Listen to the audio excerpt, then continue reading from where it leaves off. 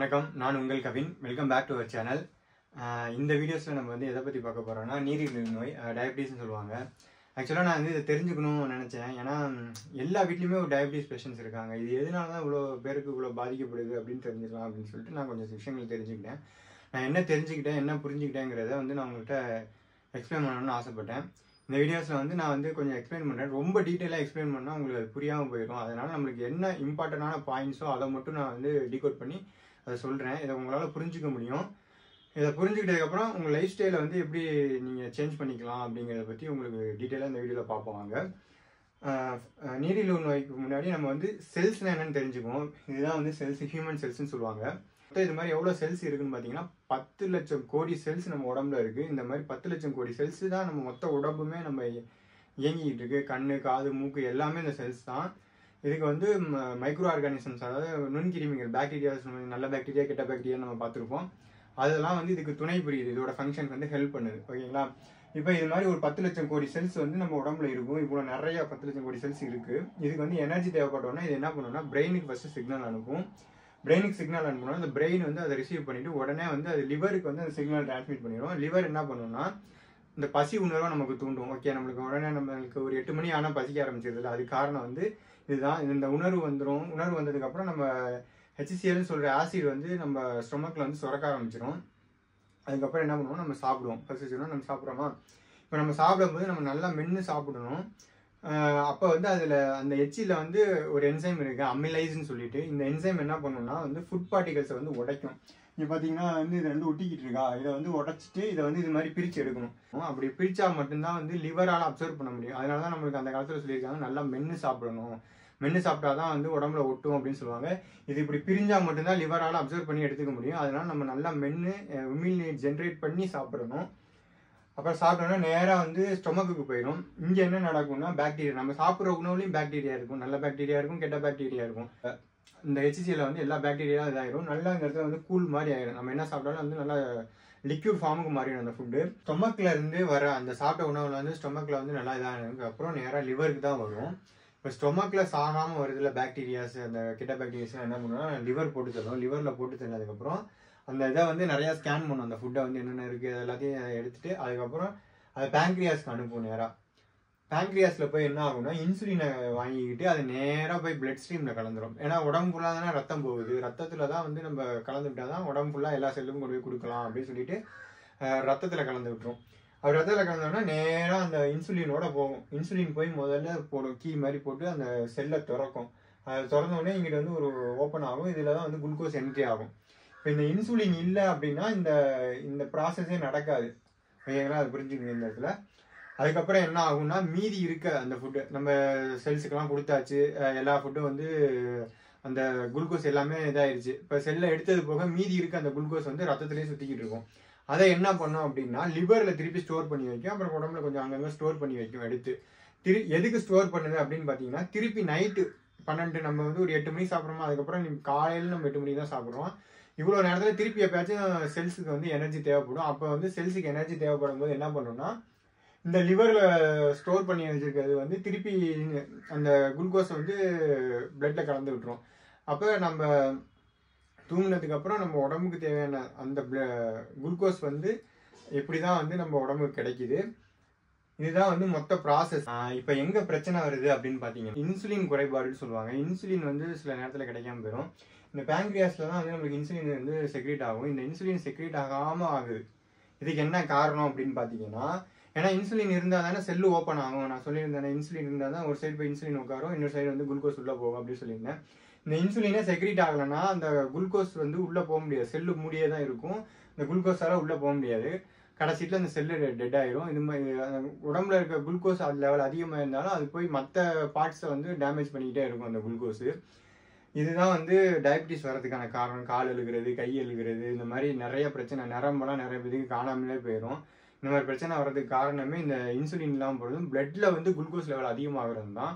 சரி, இது எதனால அதிகமாகுது அப்படின்னு நான் வந்து தெரிஞ்சுக்கிட்டது பார்த்தீங்கன்னா யூரியா.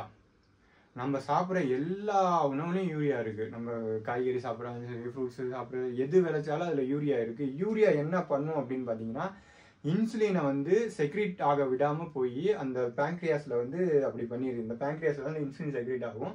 இதை வந்து செக்ரீட் ஆக விடாமல் பண்ணிடுது. செல்லில் போய் என்ன பண்ணுதுன்னா அந்த இன்சுலினை வந்து அப்சர்வ் பண்ண, பக்கத்தில் போய் இன்சுலின் நின்னாலுமே அது இன்சுலின் வந்து அப்சர்வ் பண்ண விடாமல் இன்சுலினை ஏற்றுக்க விடாமல் பண்ணிடுது. இதனால என்ன ஆகுதுன்னா பிளட் குளுக்கோஸ் லெவல் அதிகமாகிட்டே இருக்குது. சுகர் லெவலும் நம்ம உடம்புல அதிகமாகி உடம்புல எல்லா பார்ட்ஸும் டேமேஜ் ஆகிக்கிட்டே இருக்குது. இப்போ இன்னொன்று என்ன நடக்கும்னா நம்ம வந்து குக்டு அண்ட் கூல்டு ஃபுட்ஸ், அதாவது ரொம்ப ப்ராசஸ்டு ஃபுட்ஸு, ரொம்ப குக்டு அண்ட் கூல்டு ஃபுட்ஸ்னால் நம்ம சமைச்ச உடனே உணவு தின்றணும். ஏன் சமைச்ச உடனே சாப்பிடணும்னு பார்த்தீங்கன்னா, நம்ம சமைச்சிட்டு தமிழ் பாரம்பரியத்தில் என்ன சொல்லியிருக்காங்கன்னா, நம்ம சமைச்ச உணவு ஒரு நாளைக்கு 24 நிமிஷத்துக்குள்ளே நம்ம சமைச்சு சாப்பிட்றணும். இல்லைன்னா அதில் பாக்டீரியா ஃபார்ம் ஆரம்பிச்சிடும். நம்ம ஃப்ரிட்ஜில் வச்சு சாப்பிட்றது, அடுத்த நாள் வச்சு சாப்பிட்றதுக்கு, அடுத்த நாள் வச்சு சாப்பிட்றது, நம்ம வாரக்கணக்கில் கூட ஃப்ரிட்ஜில் வச்சு சாப்பிடுவாங்க. நீங்கள் ஒரு பொருளை ஃப்ரிட்ஜில் வச்சுட்டீங்க அப்படின்னா 24 மணி நேரத்தில் அந்த ஃப்ரிட்ஜில் எந்த பொருள் நீங்கள் வைக்கிறீங்களோ அதில் இருக்க நியூட்ரியன்ஸ்லாம் வந்து காலி ஆயிடும். அப்போ அதில் வெறும் சக்கை தான் இருக்கும், ஸ்மெல்லும் சக்கையும் மட்டும் தான் இருக்கும். அதில் எந்த ஒரு நியூட்ரியன்ஸும் உங்களுக்கு இருக்காது. முதல்ல ஃப்ரிட்ஜில் வச்சு சாப்பிட்றத வந்து முற்றிலுமாக தவிர்த்தரணும். குக்டு அண்ட் கூல்டு ஃபுட்டு ஆயிடுச்சுன்னு வச்சுக்கலாம், இந்த என்சைம் அந்த சலைவாவால் போய் இதை மாதிரி பிரேக் பண்ண முடியாமல் போயிடும். இதை பிரேக் பண்ணாதான் லிவரில் வந்து அப்சர்வ் ஆகும். ஏன்னா லிவரில் அப்சர்வ் ஆகாமலே அப்படியே உடம்புக்குள்ளே கீழே போயிடும். அந்த உணவு உடம்புலையும் விட்டாது, அப்படியே நேராக வந்து லார்ஜ் இன்டெஸ்டின் போயிடும். ஜெட்கேனல் வழியாக லார்ஜ் இன்டெஸ்டின் போயிடும், பெருகுடலுக்கு போயிடும். சிறுகுடல் பெருகுடல் வழியாக அங்கே போயிடும் அந்த இடத்துக்கு. இப்போ அது என்ன பண்ணால் அது டேரெக்டாக பிளட்டில் கலந்து விட்டுரும். இன்சுலின் எல்லாம் பிளட்டில் இருக்கும் அப்படிங்கிறப்ப அப்பயும் நம்மளுக்கு பிளட் குளுக்கோஸ் லெவல் வந்து இன்க்ரீஸ் ஆகும். அதனால பழைய உணவு சாப்பிடாதீங்க. அதாவது பழைய சாதமே கூட சாப்பிடாம இருக்கிறது ரொம்ப ரொம்ப நல்லது. பழைய சாதம் வந்து என்ன சொல்லுவாங்கன்னா, அது வந்து சமைச்சிட்டு நம்ம ஆற வச்சு ஃபெர்மெண்டைஸ் பண்ணி சாப்பிட்றோம். இது யாருக்கு ஒத்துக்கும் அப்படின்னு பார்த்தீங்கன்னா, வெயிலில் நல்லா வேலை பார்க்குறாங்களே அந்த மாதிரி அவங்களுக்கு தான் வந்து ஒத்துக்கும். அந்த வெயிலில் சில எனர்ஜி கிடைக்கும். அந்த எனர்ஜி தான் வந்து அந்த ஃபுட்டை வந்து டைஜஸ்ட் பண்ணணும் நம்ம உடம்புல. அதனால் பெரும்பாலும் டயபிட்டிஸாக இருக்கீங்கன்னா நீங்கள் சமைச்சு அந்த உணவை சாப்பிடுங்க. 3 வேளை சாப்பிட்ற, பெரும்பாலும் 2 வேளை சாப்பிட்றது நல்லது. 2 வேளை அது அடுத்த நான் ஒரு வீடியோஸில் எப்படி வந்து டயட்டை வந்து சேஞ்ச் பண்ணிக்கலாம் அப்படிங்கிறத நான் வீடியோ போடுறேன். 2 வேளை சாப்பிட்றது இன்னும் நல்லது. அடுத்தது நிறைய சாப்பிட்றதுனா ஆல்ரெடி உடம்புல வந்து குளுக்கோஸ் லெவல் அதிகமாக இருக்கும். சாப்பிட்றதுலே வந்து ஒரு பிடிச்சி சில பேர்லாம் நிறைய திங்கணும், நிறைய சாப்பிடணும் அப்படின்னு சாப்பிட்டுட்டு இருப்பாங்க. அப்படி சாப்பிடும்போது என்ன ஆகுனா பிளட் குளுக்கோஸ் லெவல் இன்க்ரீஸ் ஆகிட்டே இருக்கும் உடம்புல. அப்படி இன்க்ரீஸ் ஆகும்போதுமே என்ன ஆகும்னா ஓரளவுக்கு தான் வந்து உடம்பு அங்கங்கே ஸ்டோர் பண்ணி வைக்கும். ஓரளவுக்கு அப்புறம் பிளட்டில் அப்படியே ஃப்ளோ ஆகிட்டே இருக்கும். இது போய் அங்கங்கே செல்ஸ் எல்லாம் டேமேஜ் பண்ணிகிட்டே இருக்கும். அப்படியும் டயபிட்டிஸ் வரும். அப்புறம் எப்படி இதை டயபிட்டிஸை வந்து கண்ட்ரோல் பண்ணுறாங்க அப்படின்னு பார்த்தீங்கன்னா, டேப்லெட்ஸ் மூலியமாக தான். இப்போ நீங்கள் டேப்லெட் சாப்பிடும்போது என்ன ஆகும்னா, போய் அந்த டேப்லெட் வந்து பேங்க்ரியாஸை வந்து ஸ்டிமுலேட் பண்ணிவிடும். நீ இன்சுலின் அதிகமாக சுரந்து விடு, இன்சுலின் இல்லை. ஏன்னா டயபிட்டிஸில் வந்து லோ சுகர் டயபிட்டிஸும் இருக்குது, ஹை சுகர் டயபிட்டிஸும் இருக்குது, இன்சுலின் குறைபாடும் இருக்குது. சில நேரத்தில் செல்லு ரிசீவ் பண்ணிக்க முடியாமல் கூட இருக்கும். அதுக்காக ஒவ்வொரு விதமாக இருக்கும் டயபிட்டிஸ். எதனால அவங்களுக்கு இருக்குங்கிறத டாக்டர் முடிவு பண்ணி உங்களுக்கு சொல்லுவாங்க. அதுக்கு தகுந்த மாதிரி டேப்லெட்ஸ் இருக்கும். இப்போ இந்த டேப்லெட்லாம் வந்து ஒன்று இன்சுலினை வந்து அதிகப்படுத்தும், இல்லாட்டினா குடல் உரியுது இல்லை, அந்த உரியிற வேகத்தை குறைச்சிரும். இந்த மாதிரி நம்ம டேப்லெட், இதனால தான் நம்ம டேப்லெட் எடுக்கிறோம். இதெல்லாம் இந்த மாதிரி ப்ராசஸ் தான் பண்ணுது. அதுக்கப்புறம் வந்து இதுக்கு என்ன டயட் நம்ம ஃபாலோ பண்ணலாம் அப்படிங்கிறத, எதனால நம்ம எப்படி சுகர்ஸை குறைச்சிக்கலாம் அப்படிங்கிறத நான் சொல்ல போகிறேன். ஃபஸ்ட்டு அதுக்கு முன்னாடி நம்ம என்ன தெரிஞ்சுக்கணும்னா, ஜிஐனா அப்படின்னா என்னன்னு தெரிஞ்சுக்கணும். ஜிஐங்கிறது கிளைசமிக் இண்டெக்ஸ். அதாவது ஒரு உணவு நீங்கள் சாப்பிட்டோம்னா அது எவ்வளோ வேகமாக போய் ரத்தத்தில் கலக்குது. இப்போ நீங்கள் உணவு சாப்பிட்டோன்னா ஒரு 2 ஹவர் எடுத்துக்குவோம். 2 மணி நேரத்தில் நீங்கள் சாப்பிட்ற உணவை பொறுத்து அது எவ்வளோ வேகமாக வந்து பிளட்டில் கலக்குதுங்கிறது மாறுபடும். அது உணவுக்கு உணவு மாறுபடும்.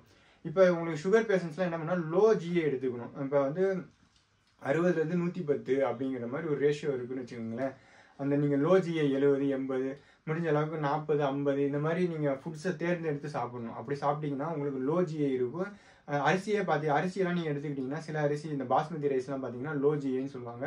உடம்புல போய் சீக்கிரம் அந்த குளுக்கோஸ் போய் உடனே ரத்தத்தில் கலக்காமல் கொஞ்சம் கொஞ்சமாக மெதுவாக கலக்குது. அப்போ வந்து என்ன ஆகுனா உங்களுக்கு ரத்தத்தில் வந்து குளுக்கோஸ் லெவல் அதிகமாகாமல் இருக்கும். அப்படி ஆகாமல் இருக்கும்போது உங்களுக்கு லோ சுகர் காமிச்சிட்டு இருக்கும். அதுக்காக வந்து நீங்கள் ஒன்று அந்த மாதிரி போனால், ஆனால் அந்த மாதிரி அரிசியெல்லாம் கொஞ்சம் காஸ்ட்லியாக இருக்கும். நீங்கள் என்ன பண்ணலாம், எனக்கு தெரிஞ்சு ஒரு ரெமிடி அப்படின்னா அது கோவக்காய். இது வந்து ஒரு டாக்டர் சொன்னார். அவர் பேரை சொல்லலாமா என்னன்னு தெரியல, அதனால நான் அதில் பேரை மட்டும் அவாய்ட் பண்ணிடுறேன். சப்போஸ் நான் வந்து நீங்கள் கமெண்ட்டில் கேட்டிங்கன்னா அந்த டாக்டர் யார் என்னன்னு சொல்கிறேன்.